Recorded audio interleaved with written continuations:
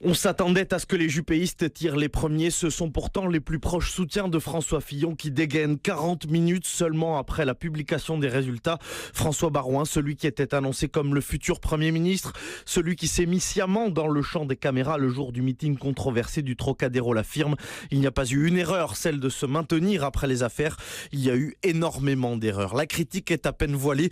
Le sarkozyste Éric Woerth, lui, se fait beaucoup plus direct sur notre antenne. Et c'est pas la droite et le centre qui ont perdu, c'est François Fillon qui a perdu. C'est les affaires qui ont plombé cette campagne.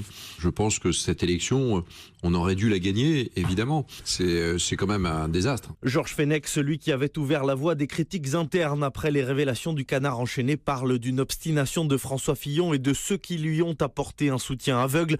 Mais sans surprise, les mots les plus durs viennent de Jean-François Copé, l'adversaire de François Fillon pour prendre la tête de l'UMP en 2012, parle d'un 21 avril pour la droite.